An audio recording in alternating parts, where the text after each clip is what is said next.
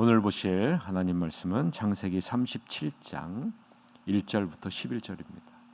창세기 37장 1절부터 11절 말씀 보겠습니다. 야곱이 가나안 땅 곧 그의 아버지가 거류하던 땅에 거주하였으니 야곱의 족보는 이러하니라. 요셉이 17세의 소년으로서 그의 형들과 함께 양을 칠 때에 그의 아버지 아내들 비라와 실바의 아들들과 더불어 함께 있었더니 그가 그들의 잘못을 아버지에게 말하더라. 요셉은 노년에 얻을 아들이므로 이스라엘 여러 아들들보다 그를 더 사랑함으로 그를 위하여 채색 옷을 지었더니 그의 형들이 아버지가 형들보다 그를 더 사랑함을 보고 그를 미워하여 그에게 편안하게 말할 수 없었더라.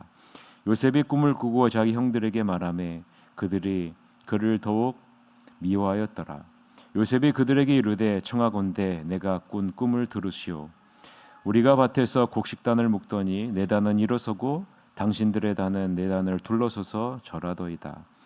그의 형들이 그에게 이르되 내가 참으로 우리의 왕이 되겠느냐, 참으로 우리를 다스리게 되겠느냐 하고 그의 꿈과 그의 말로 말미암아 그를 더욱 미워하더니 요셉이 다시 꿈을 꾸고 그 형들에게 말하여 이르되 내가 또 꿈을 꾼즉 해와 달과 열한 별이 내게 절하더이다 하니라. 그가 그의 꿈을 아버지와 형들에게 말하매 아버지가 그를 꾸짖고 그에게 이르되 내가 꾼 꿈이 무엇이냐, 나와 내 어머니와 내 형들이 참으로 가서 땅에 엎드려 내게 절하겠느냐. 그의 형들은 시기하되 그의 아버지는 그 말을 간직해 두었더라. 아멘. 오늘은 편애는 공동체의 샬롬을 깨뜨린다. 편애는 공동체의 샬롬을 깨뜨린다라는 제목으로 하나님 말씀을 보겠습니다. 그 즈음에 야곱은 자기 아버지가 살던 가나안 땅에 정착합니다. 야곱의 이야기는 이렇죠. 그의 이야기는 요셉과 함께 계속됩니다. 당시 17살이던 요셉은 양을 치는 형들을 돕고 있었습니다. 사실 그 형들은 모두 요셉의 이복 형들로 아버지의 아내인 비라와 실바의 아들들이죠. 요셉은 형들에 대해 좋지 않은 이야기를 아버지에게 전합니다. 이스라엘은 늙음하게 얻은 아들 요셉을 다른 아들들보다 더 사랑했습니다. 그래서 그는 요셉에게 정교하게 수놓은 겉옷을 지어 입혔습니다. 그의 형들은 아버지가 자기들보다 요셉을 더 사랑하는 것을 알고는 요셉을 미워하죠. 그들은 요셉에게 말조차도 건네지 않습니다. 요셉이 꿈을 꿉니다. 그가 꿈 이야기를 형들에게 전하자 형들은 그를 더욱 미워합니다. 요셉이 말하죠. 내가 꾼 꿈 이야기를 한번 들어보십시오. 우리가 모두 밖으로 나가서 밭에서 밀집단을 모아들이는데 갑자기 내 단이 일어나 우뚝 서고 형님들의 단은 내 단 주위에 삥 둘러서서 내 단에 절을 합니다. 형들이 말합니다. 그래서 어쨌다는 거냐? 내가 우리를 다스리기라도 하겠다는 거냐? 내가 우리의 우두머리가 되겠다는 거냐? 요셉이 꿈 이야기와 그의 말투 때문에 형들에게 그 전보다 더욱 미움을 받습니다. 요셉이 또 다른 꿈을 꾸고 이번에는 형들에게 말합니다. 내가 또 다른 꿈을 꾸었는데 해와 달과 열한 별이 내게 절을 합니다. 그가 꾼 꿈 이야기를 아버지와 형들에게 전하자 그 아버지가 요셉을 꾸짖죠. 그 꿈 이야기가 다 무엇이냐? 나와 내 어머니와 내 형들이 다 내게 절하게 된다는 말이냐? 이제 형들은 드러내놓고 요셉을 시기합니다. 그러나 야곱은 그 모든 일을 마음에 새겨두었다라는 것이 오늘 본문의 내용 관찰입니다. 자, 오늘 본문을 보면서 관찰하면서 가장 먼저 주목해야 될 것은 야곱은 어디에 머물러 있다는 겁니까? 야곱이 가나안 땅 곧 아버지가 거류하던 땅에 거주했다라는 것이 굉장히 중요합니다. 1절이죠. 왜냐하면 어제 우리는 살펴보았죠. 어제 창세기 36장을 통해서 에서를 살펴본 것 같이 야곱의 형 에서는 자기의 욕심을 따라 이 세상을 사랑해 하나님이 약속하신 가나안 땅을 떠나 세일산에 거주하는 것을 우리는 살펴보았습니다. 자기의 욕심과 자신의 사랑하는 것을 따라가는 인생과 하나님의 말씀을 따라 하나님의 뜻이 머물러 있는 이곳에 머무는 인생과는 엄청난 차이가 있음을 우리는 보게 됩니다. 가장 큰 차이가 무엇일까요? 하나님이 함께한다라는 것입니다. 여러분은 절대로 자기의 욕심과 자기의 유익을 따라 움직이지 마시고 무엇을 따라 움직이셔야 돼요? 하나님의 약속, 하나님의 말씀을 따라 하나님의 유익을 따라 움직이는 여러분이 되시기를 바랍니다. 그러면 여러분이 가는 길이 가장 하나님이 함께 하시는 복된 길이 될 것이고 하나님의 축복을 받는 비결이 될 것입니다. 오늘 본문을 보면서 우리는 비록 하나님이 약속하신 가나안 땅에 머물고 있지만 그곳에서도 하나님과 지속적인 관계를 맺지 않으면 하나님의 뜻이 아니라 내 개인의 욕심, 내 개인의 감정에 순응하는 자기중심적인 신앙생활을 할 수 있다라는 것을 발견하게 됩니다. 잘 기억하셔야 돼요. 하나님의 말씀이 머무는 곳, 하나님의 약속이 머무는 곳에 있지만, 즉 교회에 있다 할지라도 하나님과 지속적인 관계를 갖지 않으면 내 감정에 순응하는 자리로, 내 개인의 욕심을 이루는 자리로 나아갈 수 있다라는 것을 지금 야곱을 통해서, 요셉을 통해서, 다른 형제들을 통해서 보여주고 있다라는 것입니다. 자, 그럼 먼저 야곱을 한번 봅시다. 야곱은 요셉을 다른 아들들보다 특별히 더 사랑합니다. 그래서 요셉을 더 존귀하게 보이기 위해서 무슨 옷을 입힙니까? 채색 옷을 지어 입힙니다. 야곱이 라헬을 통해서 낳은 아들이 요셉인데요. 야곱이 몇 세에 낳은 아들일까요? 야곱이 91세에 얻은 아들입니다. 자, 여러분 한번 계산을 한번 해봅시다. 야곱이 바로 앞에 섰을 때의 나이가 130세입니다. 요셉은 30세에 애굽의 총리가 되었죠. 그리고 7년 풍년과 2년 흉년을 겪었을 때 야곱을 만나죠. 그러니까 그때 요셉은 몇 살이에요? 39세죠. 자, 야곱이 130세에 바로 앞에 서요. 그때 요셉의 나이가 39세입니다. 그러면 130 빼기 39세. 그러면 야곱이 몇 세예요? 91세가 되는 거죠. 그런데 91세에 야곱이 요셉을 낳은 겁니다. 그래서 우리는 야곱이 요셉을 특별히 더 사랑했을 것이다 라고 우리가 쉽게 추측할 수가 있죠. 자, 그런데 야곱이 요셉을 더 사랑한 곳에는요, 다른 이유가 또 있습니다. 3절에서부터 4절에 나오는데 같이 한번 읽읍시다. 시작. 요셉은 노년에 얻은 아들이므로 이스라엘이 여러 아들들보다 그를 더 사랑하므로 그를 위하여 채색 옷을 지었더니 그의 형들이 아버지가 형들보다 그를 더 사랑함을 보고 그를 미워하여 그에게 편안하게 말할 수 없었더라 라고 이렇게 이야기합니다. 여러분, 다른 이유를 알 수 있는 단어가 사랑한다 라는 단어인데요, 3절 4절에서 사랑한다 라는 이 단어의 시제를요, 선택적인 사랑을 뜻하는 완료 시제를 사용하고 있다는 겁니다. 자, 이것이 무엇을 의미하냐면요, 모든 아들들과 요셉을요 오랜 세월을 두고 살펴보았다는 거예요. 살펴보았는데 다른 아들들과는 차원이 다르게 이 요셉이 신앙심이 깊고 효심이 깊었다라는. 그래서요 야곱이 요셉을 더 사랑했다라는 거예요. 판단했다는 거죠. 물론 노년에 라헬을 통해서 얻은 아들이기 때문에 사랑하는 것도 있지만 비교했다는 거예요. 누가 더 신앙심이 깊고 자기한테 잘하나, 이거를 봤다는 거죠. 그래서요 요셉을 더 사랑하게 되었다라고 지금 말하고 있는 겁니다. 그런데 더 나아가서는 라헬마저 죽게 돼요. 그러니까 요셉에 대한 애정이 더 커지게 되는 거죠. 자, 그러면 이 요셉을 더 사랑하는, 편애하는 판단과 기준이 무엇일까요? 자기의 감정이라는 거예요. 자기의 판단과 감정을 따라서 요셉을 더 편애하는 모습으로 나아가게 되는 겁니다. 그 결과 어떻게 됩니까? 요셉과 다른 형제들 사이에 균열을 가져오게 되죠.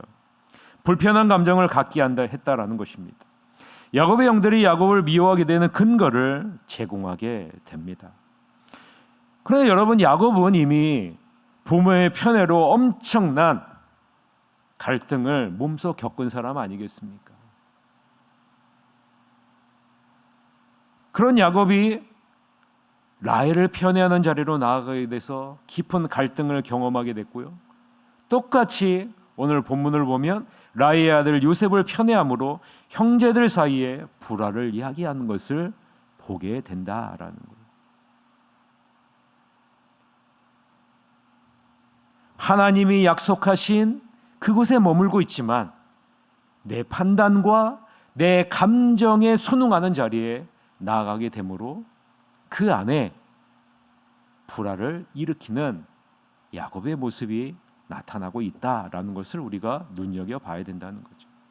자, 그럼 한번 요셉을 한번 봅시다. 이제는 요셉은 자신의 감정과 판단대로 형들의 잘못을 확인하고 그 사실을 누구에게 알려요? 아버지에게 알립니다. 형들의 잘못을 품고 이야기보다 자신의 기준과 잣대대로 판단하고 정죄하는 자리로 요셉이 나아가고 있습니다. 자신의 생각대로 감정을 따라 행하는 모습을 보게 되죠. 더 나아가 하나님이 주신 두 개의 꿈을 가감없이 자랑하던 형제들에게 그리고 아버지에게 말함으로 그 결과가 어떻게 됩니까? 미워하던 형제들의 감정에 기름을 붓는 일이 발생하게 되죠. 3절을 보면요, 미워하던 형제들의 감정이 꿈에 대한 이야기를 듣고 5절과 8절을 보면 더 심화되죠. 더욱 미워하더라. 5절서부터 8절인데 같이 한번 읽읍시다. 요셉이 꿈을 꾸고 자기의 형들에게 말하며 그들이 그를 더욱 미워하였더라. 요셉이 그들에게 이르되 청하건대 내가 꾼 꿈을 들으시오. 우리가 밭에서 곡식단을 묶더니 내 단은 일어서고 당신들의 단은 내 단을 둘러서서 절하더이다. 그의 형들이 그에게 이르되 내가 참으로 우리의 왕이 되겠느냐, 참으로 우리를 다스리게 되겠느냐 하고 그의 꿈과 그의 말로 말미암아 그를 더욱 미워하더니 라고 기록하죠. 자, 5절서부터 8절에 오면 그 꿈을 자랑하듯이 이야기함으로 말미암아서 어떻게 돼요? 미워하던 감정을 더욱더 격하게 심화시키는 것을 보게 되죠. 더욱 미워하더라. 그리고 두 번째 꿈을 말할 때는 형제들은 요셉을 미워했고 더욱 미워했는데 그 감정이 어디까지 나아가요? 시기하더라. 시기하더라. 자, 미워하는 감정을 더욱 미워하게 되고 또 더욱 미워하는 감정이 시기하는 자리까지 나아가게 된다. 여러분, 시기하다라는 단어의 의미는 무엇입니까? 분노가 가득 차게 되었다라는 것이요, 이 시기하게 되었다라는 단어의 의미입니다. 여러분, 분노가 가득 차오르니 그 다음은 무엇으로 연결됩니까? 요셉을 죽이려는 자리에까지 나아가게 되었다라는 것을 우리는 발견하게 돼요. 그 시작이 무엇입니까? 내 감정대로, 내 판단대로 행하는 요셉의 모습, 또 아버지 야곱의 모습을 통해서 그 일이 일어난다라는 것. 자, 그럼 마지막으로 요셉의 형들의 모습을 한번 살펴봅시다. 하나님은 종종 꿈을 통해 하나님의 미래에 대한 일들을 보여주셨습니다. 그것을 요셉의 형들이 모를 리가 없죠. 왜냐하면 야곱이 꿈을 통해서 베델에서 꿈을 꾸잖아요. 꿈을 통해서 하나님의 뜻을 알게 된 것을 그 자식들에게 말하지 않았겠습니까? 당연히 알죠. 그 당시에 꿈을 통해서 하나님의 계시를 알려준다는 것을 모를 리가 없죠. 그럼에도 불구하고 요셉의 형들은 이런 하나님의 계획을 수용하기보다 하나님의 뜻을 따르기보다 자신들의 감정을 따라 순응하는 길을 선택합니다. 아버지 야곱이 그렇고요, 막내 요셉이 그렇고요, 요셉의 형들도 자신의 판단과 감정에 순응하는 자리로 나아가고 있는 것을 보게 됩니다. 그 결과 어떻게 해요? 악한 일을 저지르게 되는 것을 우리는 다 잘 알고 있지 않습니까? 여러분, 우리는 알아야 됩니다. 공동체의 샬롬은요, 내 판단과 감정에 순응할 때는 절대로 이루어질 수 없다라는 거예요. 공동체의 샬롬, 교회 공동체의 샬롬은요, 무엇을 통해서만 이루어집니까? 하나님의 말씀에 순응할 때, 내 판단과 감정을 따라가는 것이 아니라 하나님의 말씀을 따라 한 마음으로 나아갈 때 공동체의 샬롬은 이루어지게 된다라는 사실입니다. 그러면 여러분들에게 한번 적용해 봅시다. 내가 내 판단과 감정에 순응하지 않고 하나님의 말씀에 따라 순응하려면 어떻게 해야 될까요? 여러분의 감정을 죽일 수 있는 비결은요, 말씀과 기도 외에는 다른 방법이 없어요. 그래서 우리는 날마다 말씀과 기도로 내 안에 불끈불끈 올라오는 그 죄악된 감정을 죽일 수 있는 거예요. 그래서 여러분, 날마다 우리는 말씀과 기도로 나아가야 되는 것입니다. 그래서 성경에서는 뭐라고 이해합니까? 쉬지 말고 기도하라. 다른 말로 하면요, 내 판단과 감정에 순응하지 말라라는 그런 말입니다. 개인의 사사로운 감정을 따라 순응하게 되면 결국 공동체의 샬롬은 무너질 수밖에 없고 결국 하나님이 보시기에 악한 죄를 범하게 되는 자리에 나가게 되는 것이죠. 우리는 그 이후의 스토리를 다 알고 있지 않습니까? 결국 야곱과 요셉과 그의 형들의 샬롬은요, 완전히 깨지게 돼요. 우리 세안을 공동체 안에 개인의 감정을 따라 무리를 지어 서로 여호와의 샬롬을 이루지 못하는 것이 있지는 않는가? 우리 공동체 안에도 내 개인의 판단과 감정을 따라 무리를 지어서 혹은 판단하여서 행동하여서 여호와의 샬롬을 이루지 못하는 일을 잊지 않을까? 우리 자신의 모습을 돌아보는 여러분이 되시기를 바랍니다. 하나님의 말씀 안에서 균형과 절제를 잃어버리게 되면 서로 돕고 사랑하며 함께하는 아름다운 공동체를 우리는 이루어 나갈 수 없기 때문에 그런 것입니다. 이것이 무너지면 서로 분노하고 시기하는 공동체로 바뀌어지게 되는 것입니다. 지금 야곱과 요셉과 형들의 모습이 그런 거예요. 야곱을 보십시오. 오늘 마지막 구절을 보면 야곱은 요셉의 꿈을 마음에 간직해 두었더라. 왜 야곱은 요셉의 꿈을 마음에 간직해 두었을까요? 야곱이 요셉의 꿈을 예사롭게 넘기지 않는 이유는요, 자신도 하나님의 꿈을 통해 인도함을 받은 경험이 있었기 때문 아니겠습니까? 그러면 여러분, 야곱이 어떻게 해야 돼요? 그것을 마음에만 간직해 두고 있는 것이 아니라 그것을 통해서 샬롬을 이루는 자리로 나아가야 돼요.